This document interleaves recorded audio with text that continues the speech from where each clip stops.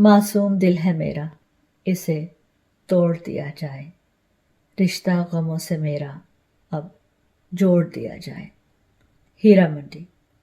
संजय लीला बंसाली की एक नहायत खूबसूरत magnificent masterpiece production which we all enjoyed it thoroughly. मेरी जिनसे भी बात हुई अपने फ्रेंड्स के साथ, we all loved it, we all loved watching it and I think I will watch it again and maybe again.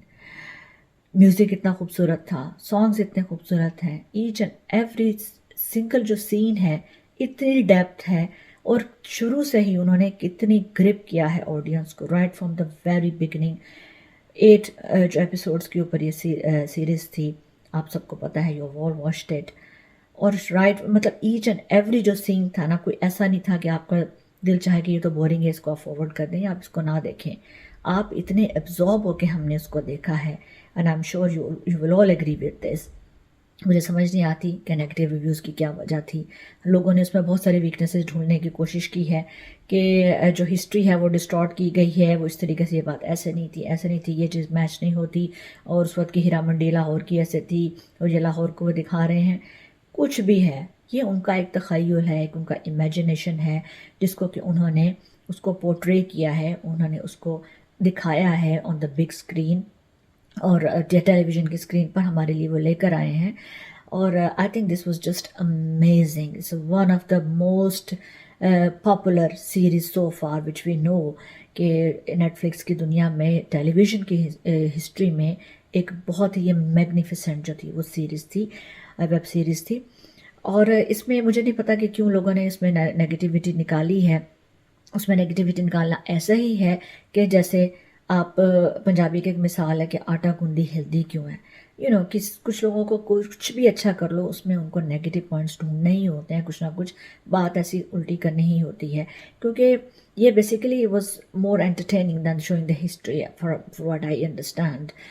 I found that very entertaining. और उसमें एक एक सीन में, एक एक कैरेक्टर में इतनी सेंसिटिविटी डाली गई है। आप देखें कि फरीदन और उनके दरमियान कितनी रावलरी थी मलिका जान की, लेकिन जब वो एक कॉज के लिए इकट्ठी होती हैं तो वो बिल्कुल इकट्ठी हो जाती हैं। और फरीदा का जहाँ पर वो उसको कंडेम करती है, वो बहुत ही, she feels very heart broken जब उसको पता चलता है कि कार्टराइट ने उनको जो है वो डिसऑनर किया है मलिका जान को, and she feels so put off from him कि this is not what she wanted. हाँ ठीक है, उनका एक तो एक बड़ी सेंसिटिव उन्होंने चीज़ें दिखाई हैं।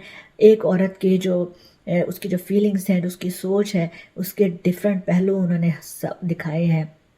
6 औरतों पर मुश्तमिल जो थी ये उनकी कास्ट थी, और जिसमें हर एक कैरेक्टर एक कंप्लीट कैरेक्टर था। उसकी जो हर कैरेक्टर की जो वेरिएशंस हैं, मलिका जान का जो रोल था ये वाज सो पावरफुल।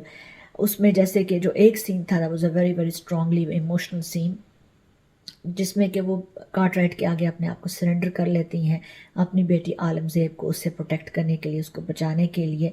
तो it was such an emotional seen that put tears in my eyes.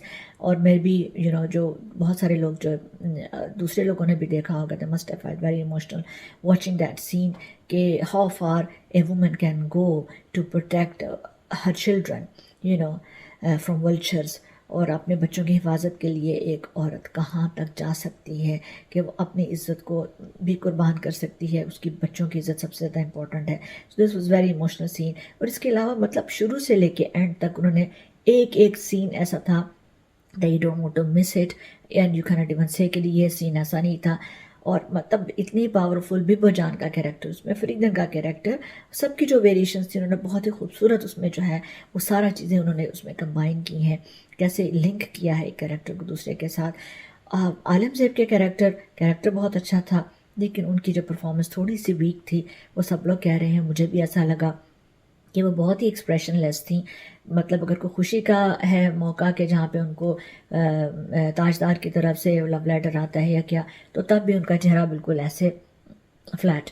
और जब ताजदार की मौत की खबर आती है तो तब भी ये उनके एक्सप्रेशन, मतलब वो पता नहीं कुछ इस तरीके का, शायद बोटॉक्स का असर है या क्या है, वो बिल्कुल उनका एक स्ट्रेट खिंचा हुआ मुंह का जो एक स्टाइल है, उनका माउथ ऐसे ही है, कोई इसमें ना कोई स्माइल है ना कोई दुख है किसी चीज़ का कोई।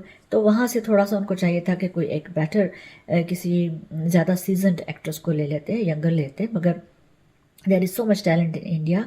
तो अगर पाकिस्तान से भी उनको वो कंसिडर कर रहे थे, they could have taken someone from Pakistan.